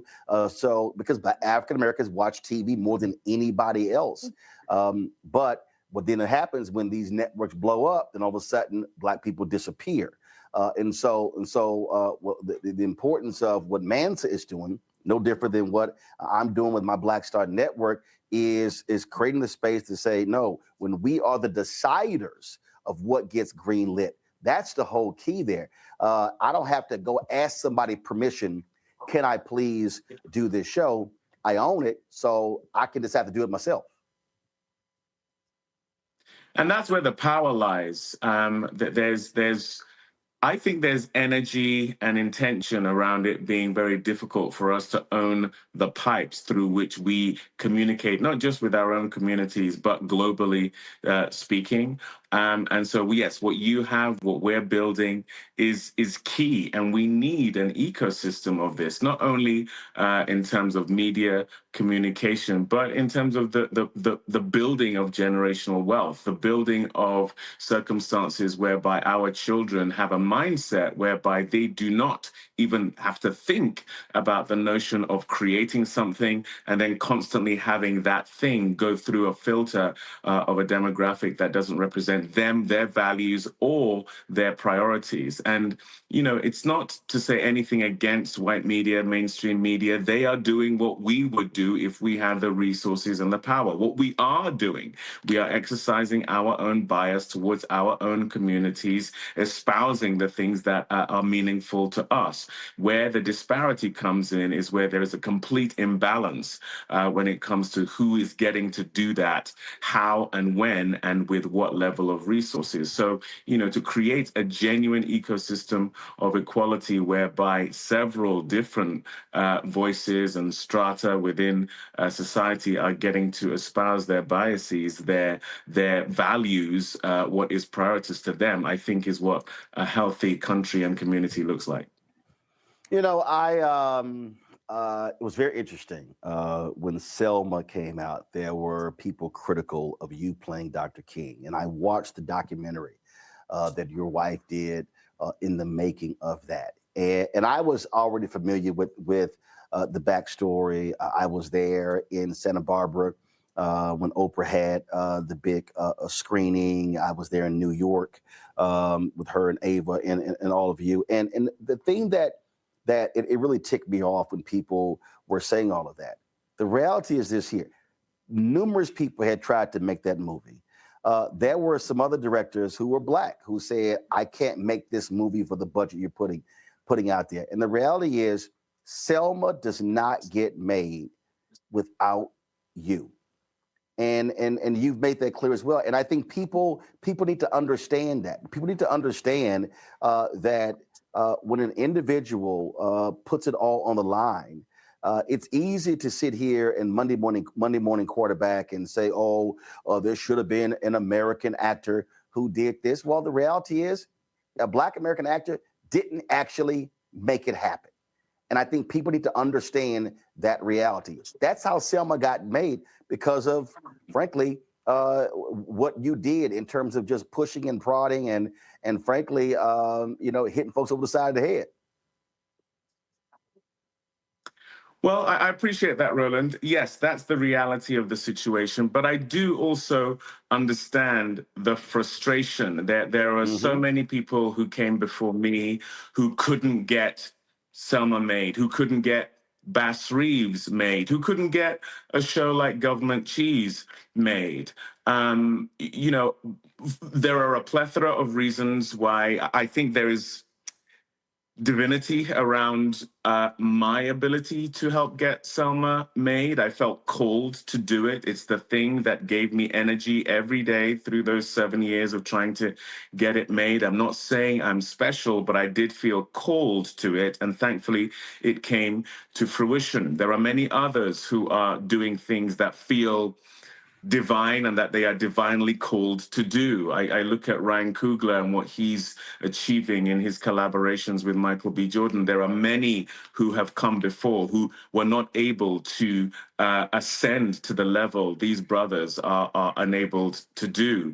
Denzel Washington has talked endlessly about standing on the shoulders of Sidney Poitier. There are many of us who stand on the shoulders of those who have dug ground, planted seed that we are the beneficiaries of in terms of being part of the germination of that seed. So I'm very, very clear that it wasn't just me. I am standing on shoulders. I am the beneficiary of other people's hard work as well. But I think the conversation tends to end up with this fairly simplistic view as to who is being afforded the opportunities. I really urge people to look at the history of the marginalization of us as Black people. It is rooted in a divide and conquer mentality. It is rooted in plantation politics. It serves only those who are against us to have us infighting over not only the things that we are challenged by, but also our achievements. If we are scratching in the ground for scraps that are at times imagined as opposed to real, it doesn't give us the opportunity to see what is ours for the taking and how us coming together enables us to achieve those things that we feel like can be unattainable. This film doesn't get made without Ava, who I met because of the work she was already putting in. She had done a film that she had put $50,000 into, which led to her being able to do the film that I did with her, Middle of Nowhere, which is what gave me the juice to go to the production company, the finances, to say she should be the one to direct Selma. Of course, we know what Oprah Winfrey had been doing over the last 30 years. She was the one who brought myself and Ava the credibility to get Selma made. So it was that triumvirate of the three of us that helped get it made. It was not just me. It was not just a Black Brit, so to speak. There was a lot of African-American energy that went into that happening. And I think there is a beautiful example of how, despite the fact that divisions have been placed between us as Africans and African-Americans, when we come together, beautiful things can manifest, because that was always the design. This division between us was imposed upon us. If we now start taking ownership of it, we only play into their politics, their industrial complex of the destruction of us. If we don't recognize that, to circumvent that, we need to come together to create the things that we want to see. You mentioned Ryan Coogler, Michael B. Jordan, obviously Chadwick Boseman was a part of that before he became an ancestor. You, Nate Parker, what you just laid out. There's just the value of partnership. The value, we always talking about, man, if we could just get our folk together on the same page. I always say, well, listen, there's no such thing as a consensus meeting. The real consensus is if I can find one or two or three other people who say, hey, I'm down with it, let's go together, and what you and Nate are doing as well. And so as you move in front of the camera, behind the camera, on the business side as well, how valuable is that for you to understand connecting with like-minded people and saying, hey, we can do a lot more together than trying to do this thing in silos? It is the only way we are going to survive. Systems of oppression were designed to keep us apart. I go back to plantation politics. I go back to I go to colonization. The only way colonization can take root is if you're going into communities and societies, deconstructing them in order to make them weak, and then pretending like you are the one that has made them whole again.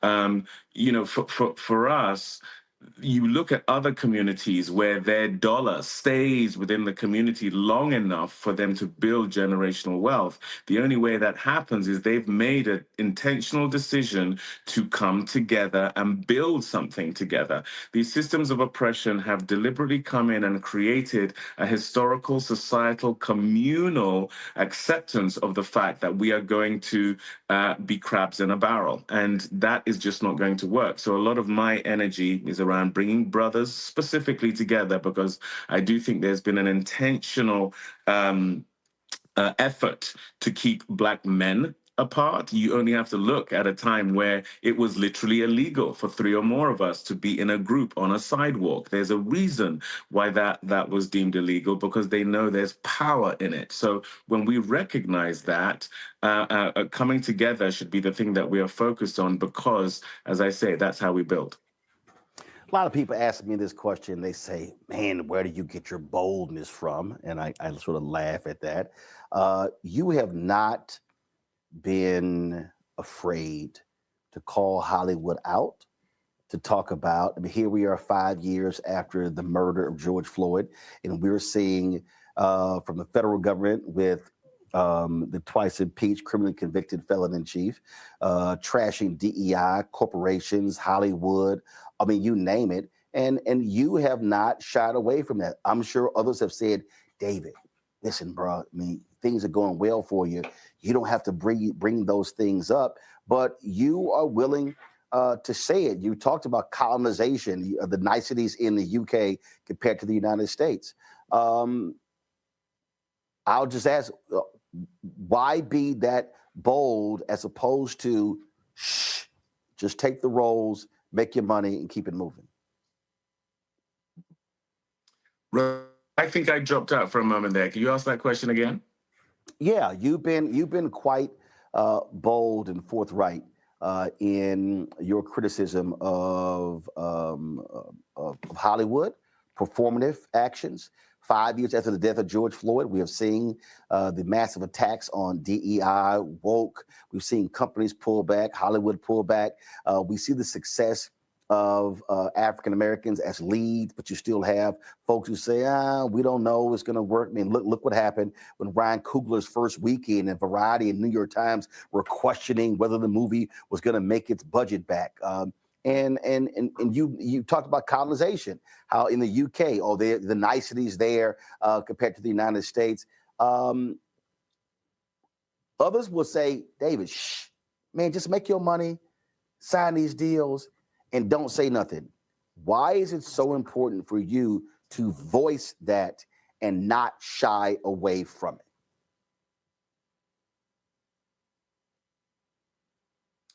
it? Can you hear me, by the way, Roland? Yes, I can hear you. We got you. Yeah. Yes. Right. Well, the reason why being quiet about these things is for me a non-issue. I don't even think about it. Is that knowledge is power, and at the end of the day, I personally try to move through the world from a place of faith rather than fear. I think faith is creative, it is regenerative. Fear is erosive and crippling. I have found that has personally stood me in good stead. It's also one of the drivers for systems of oppression. The very thing they try to engender in us is fear of the loss of life, fear of the loss of being able to feed your family, fear in every form. And I truly believe if you're not part of the solution, you're part of the problem. I don't think any of what we're talking about gets solved if you're not sharing the knowledge, especially as you gain notoriety, as you go into these rooms and see what's actually going, and you don't share that knowledge. You don't not only leave the door open for those coming behind you, but you blow the hinges of that door, and you know what? More importantly, build your own house. And none of that happens if you're operating from fear. I love the fact that you and your wife formed your own production company to call your own shots, to put together your own projects. How did Government Cheese come about? Government Cheese came about in the same way a lot of our projects happen, which is that necessity is the mother of invention. And in many ways, that's what Government Cheese is about. I became a producer not because that was an aspiration of mine. I did everything I could to get something made, came to the end of that coming to fruition and realized, oh my gosh, that was producing. Basically, you have a project you're passionate about and you do anything and everything you can to bring it to fruition. And there are so many stories that I want to tell, that my wife wants to tell. You know, she, as a white woman in a very different way, had her own challenges early on in her career when it came to the perception of what a woman is capable of doing, especially a beautiful woman, what she's relegated to doing, always being on the arm of someone or always being objectified, always being on the periphery of a narrative.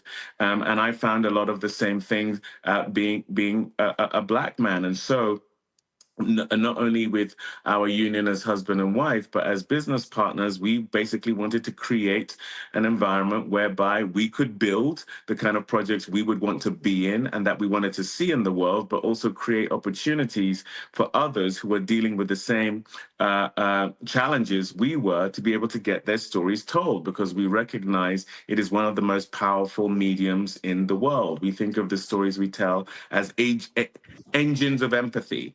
That break down prejudice. And so Government Cheese came about because the wonderful Paul Hunter approached me with a short film script. I felt it was something the likes of which I'd never seen before. We spent 4 days shooting that short film.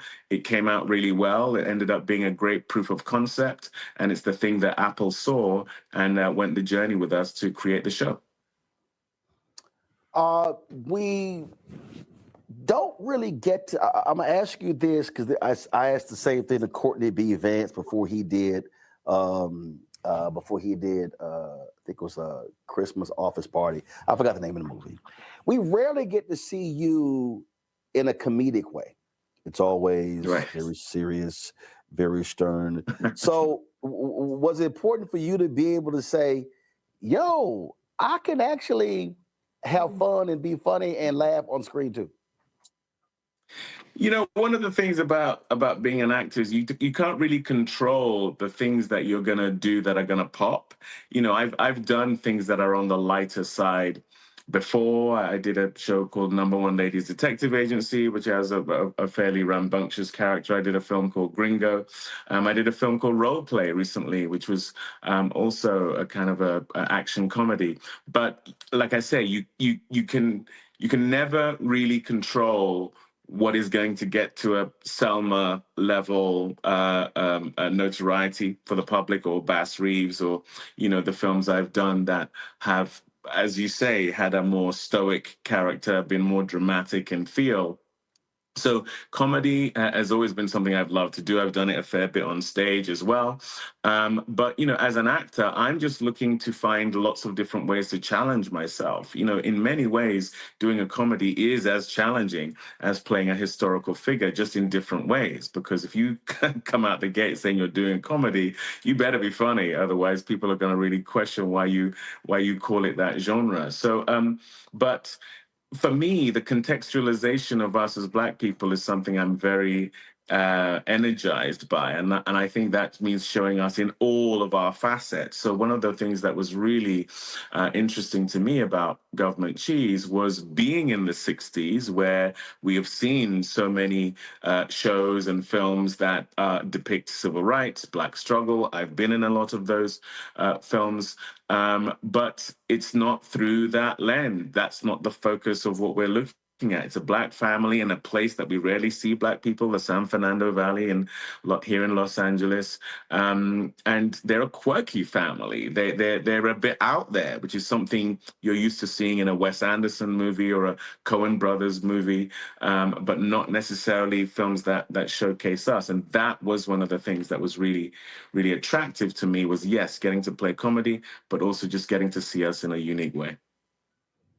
Is that, again, as an actor, whether you act or other areas, people like to do different things, don't want to be typecast.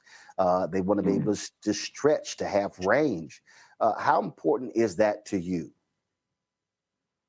I think it's essential for a long career. If you are doing the same thing over and over again, I think people are going to get tired and they're going to move on, and quite rightly so, you could argue. But also, I am really engaged with and inspired by how complicated we are as human beings. So as many at-bats as I can have of showing different sides of different kinds of people, that's what keeps me energized. That's what keeps me excited. That's why I keep going back to the theater. That's why I want to do limited series and film and audiobooks and everywhere I can go to tell stories, to be afforded opportunities to play characters the likes of which are nothing like me. Like I say, I think that's the path to a long career, but that's also how you stay energized and passionate about being an artist.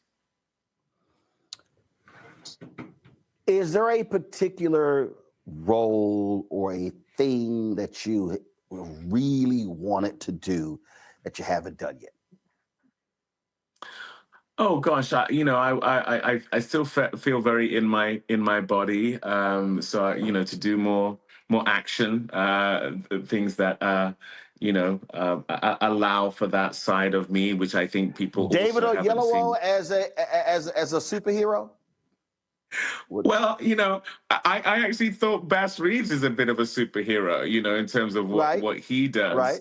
And that was amazing for me, being on a horse all day, in an epic Western of that nature. That was great, and like I say, that was very physical, as well as historical, as well as adventure and all those kind of things. So, I've been trying to get a reboot of The Rocketeer going for a while, and that was going to be my attempt at playing a superhero. Maybe that still comes to fruition. But yeah, there's so much I still want to do, and there's so much opportunity I still want to afford. The great thing about being a producer, having a production company, having a streaming platform is that you can create opportunities for other people. There are roles that, I'm on the wrong side age-wise to play, but there are others who I really want to see, in those roles. It was one of the beautiful things about doing Bass Reeves was getting to see Lauren E. Banks and Grantham Coleman and Tosin Moran Fuller and Joaquina Calacango and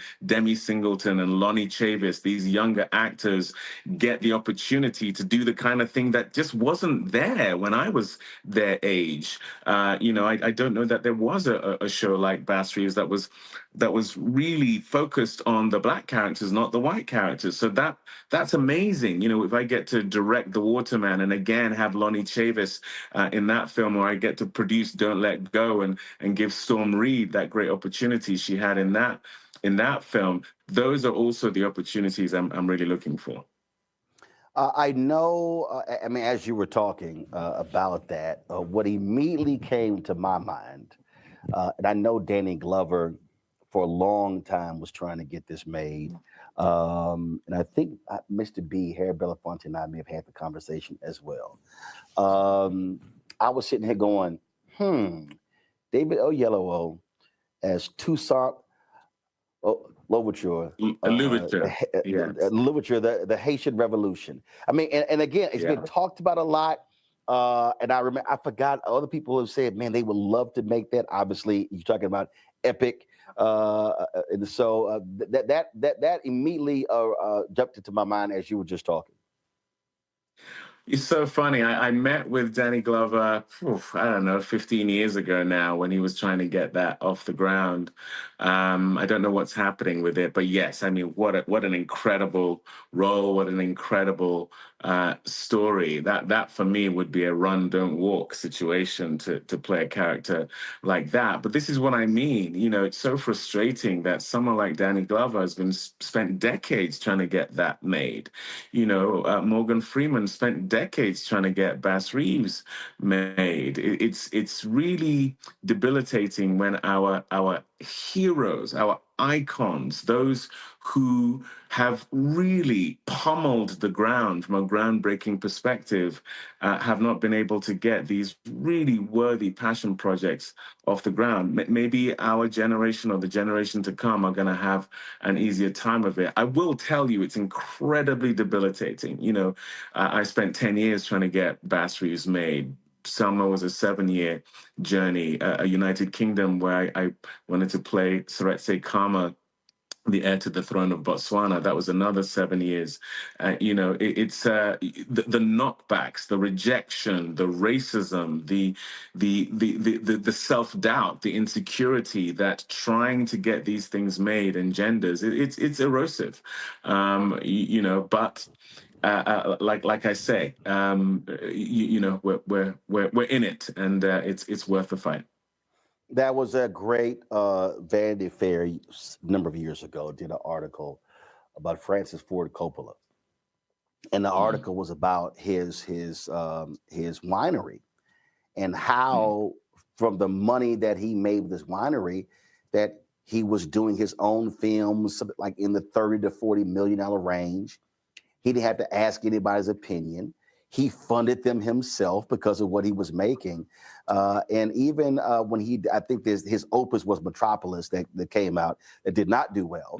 And he sold a portion of his winery to get it made. But it was just a fascinating story how he had gone through so much in the industry with other people telling him, no. Having the financial freedom to make whatever movie he wanted that appeased his interest, that he funded, and he was like, yo, life is great. I mean, I thought it was just a great article as he just talked about having this other business that funded his film efforts. Yeah, and that's what I mean about the need for us having generational wealth, is to have that ability. You know, I've been a beneficiary of that very thing. George Lucas funded the film Red Tails, where I met Nate Parker, with his own money. That was $50 million of George's own money. All seven studios told him, no, there are no white heroes. And he said, the heroes are the black guys. Right, exactly. And that conversation could have remained in an echo chamber that just continues to reverberate, and we don't get a film like Red Tails. But his wealth enabled us to make that film, which has gone on to be a much beloved film. And it was a film that had not only myself and Nate, but Leslie Odom Jr., Michael B. Jordan, Elijah Kelly, let alone Terrence Howard and Cuba Gooding Jr., you know, all in one place. And so when we talk about us coming together, it's so rare that happens. It's why when you see The Harder They Fall, James Samuel's movie, that becomes a cultural moment. It's why when you see Black Panther, it becomes a cultural moment, because there's so much power in the aggregation of us being together. It's why these iconic teams where, you have a lot of Black people, whether it's in basketball or football, these moments where we are allowed to come together and we build together, what comes out of it is magnificent. It is the culture. It literally drives culture because there is such power in our unification, which is why there is such energy in keeping us apart. And so to have the ability that Francis Ford Coppola has or George had that we became beneficiaries of is absolutely crucial. And that's the thing we don't yet have. And I remember George saying, for that moment, he understood what it felt like to be a Black director and to have white studio execs literally say no because the heroes in the movie were Black and the evil folks in the movie were white and they didn't want to touch it. It was that I mean, I'll never forget talking to him or covering an event at the Congressional Black Caucus where he spoke about that. Not only was it studios rejecting it, the studio that he essentially helped build with Star Wars, that studio doesn't exist without the billions of dollars that his idea, which was also doubted, by the way, when it was first coming to fruition. That same studio was the one that wouldn't support the guy who had essentially fed them for a long time. So it just goes to show how insidious, how intentional, and how challenging that circumstance is. If George Lucas is having that issue, you can only imagine what it's like when you don't have those resources and that notoriety. A couple of more questions. One, the streaming services, has that, now granted, we've seen a significant cutback from about 2 or 3 years ago when it was just billions being spent on content, but has the streaming services, but also the internet, you take with Manza, you take with YouTube, you take all of this, do you believe that's really, really, really blown the hinges off the doors for content creators to be able to get their vision to the public because you don't have the same gatekeepers as you used to? I can see a very clear uptick in my own career tied to the rise of streaming. And I think that's to do with the fact that streaming came along and gave us raw data, whereas beforehand it was anecdotal. It was a handful of people who had green light power. It became a self-fulfilling prophecy in terms of the decisions they made because they would support the decision they made with marketing dollars, and they would create stars that were younger, better-looking versions of themselves in order to perpetuate this sort of supremacist mindset that I truly think is at the center of what was driving the business back then.